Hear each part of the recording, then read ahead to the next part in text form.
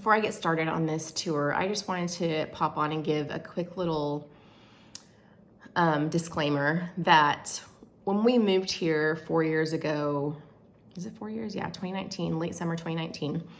One of my priorities was to get the fruit trees and the berry vines and stuff like that in the ground. It wasn't my priority to keep it up though.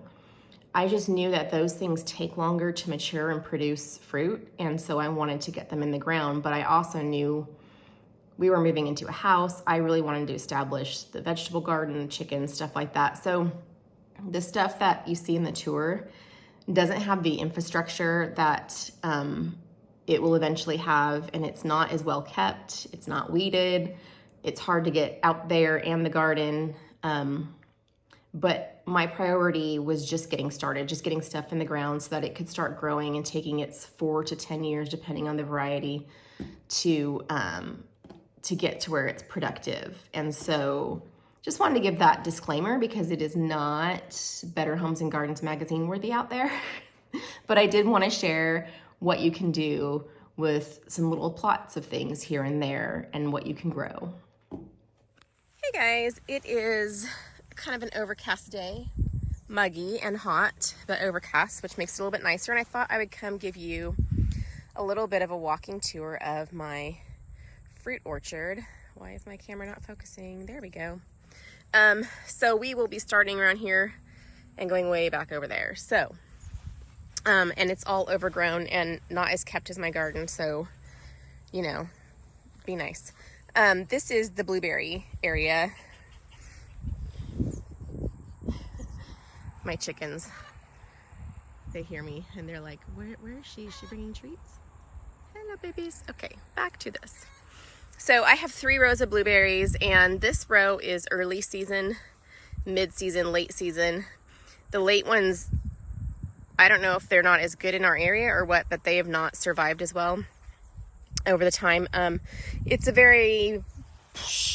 big mix of things. There's Patriot blueberry, Northland blue, Blue Ray.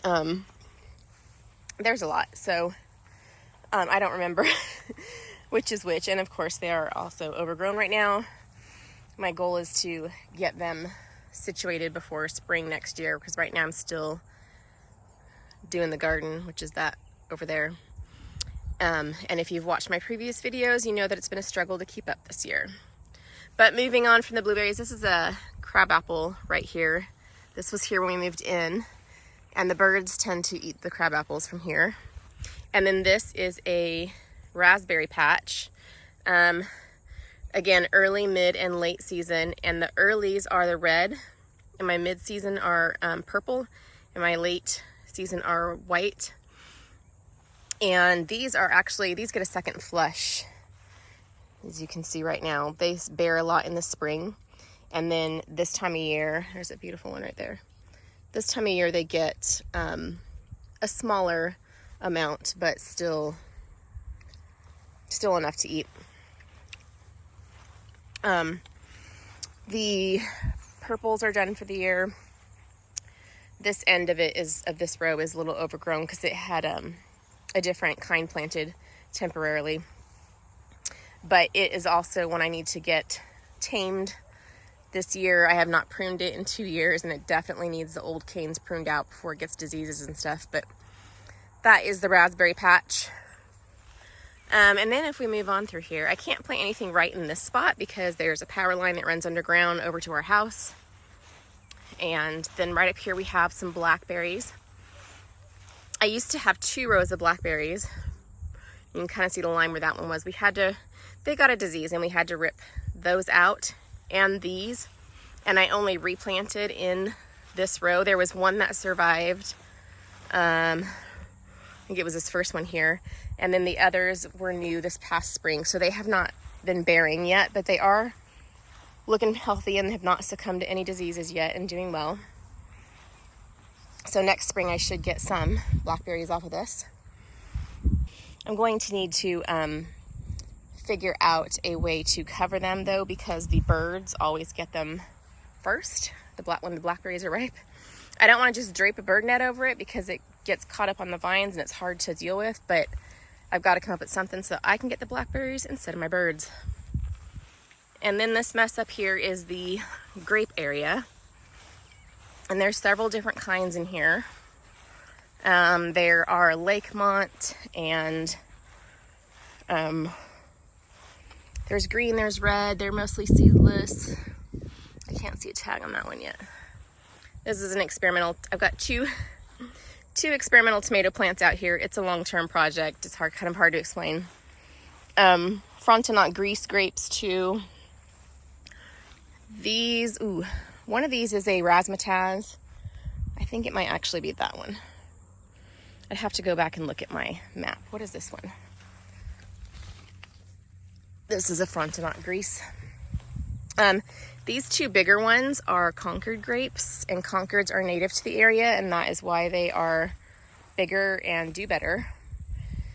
It was a struggle this year getting the grapes before the Japanese fruit beetles did, though. That was crazy. This is obviously overgrown with weeds that can't be mowed down because there are strawberry plants underneath those weeds. Like a year's worth of strawberry plants in there. And I am going this year, I'm going to mow it, till it, and plant fresh strawberries next year. I did stick some extra flower plants I had over here this year just to have some more cut flowers. I love the zinnias. These are Pink Senorita, I think, zinnias. These are Benary Giant Wine. Those are Cherry and Ivory Swirl, something like that. Calendula, I had, this is one of the many plants. I have them all over my property that I cut blooms off of and dry and put in oil for salve. I need to come to cut the dead ones off because it looks like it's going to flush with new ones again. So after that, after the grapes here, this is peaches and plums. So this, I think it's a Santa Rosa peach. Plum, Santa Rosa plum, and a bubblegum plum. And then there is a Reliance peach. It's supposed to be good in my area. I honestly don't think any peaches will be good in my area. Maybe once every 7 years. We always get a late frost, and it's when they're blooming. We'll get an early warm up. We call it fake spring. They'll bloom, and then it'll drop really harsh, really fast, and the blooms die, and we don't get fruit. But I love the trees, and I figured I could get fruit once every few years. So Reliance peach, that is a Indian blood peach. It's got a red flesh. And then this one here is a Nectar plum. This is one of my kids' favorite fruits. And it fruits really early, but again, it has the same problem. The blooms fall off and all that. So this is mostly apples over here. The large tree is pear, and that large tree is an apricot. Two of the very few fruits I don't eat were the only two planted on the property when I moved here. In this row, I do have a couple of pecans, but these are mostly heirloom apples. They're all babies. Some of them, you'll see one over there when we get there that's like all tied up. It's really weak, and I'm not sure I'm gonna keep it. We have a Wolf River, a Sweet 16, a Macintosh, a couple Granny Smiths, a couple Honey Crisp. Those are my daughters. Those are not heirloom, but we have those. And Liberty, a Smokehouse. That's kind of all I can think of right now. They're not really labeled. But this is a pecan, and that's a pecan. This is a pomegranate, which I have conflicting data on whether or not I can grow pomegranates in my area. I'm in a 7A, so I think no. But it was a 4-inch baby, and I mean 4 inches like the height of the plant this year, and it's now about 18 inches, so it's doing better. The other pecan, because you have to have two. Elderberry. I've got two elderberries because you have to have two of them to pollinate each other. This is one of them, and the other one's that little tiny one right there. I think what did I plant these this spring? I planted them last fall. So this is the first year, and they've got baby little berries on them. They're not quite mature yet. And this is the other elderberry. It only had one small crown of berries, and I don't think they stayed on. I don't think it maintained them. These sad looking things are the apples. I did put bags around them this year, the ones that were fruiting already, to try to stave off the birds, because the birds got to them last year, but I think I got the bags on too late because they had other critters in there. They're also struggling with a fungus and the Japanese fruit beetles.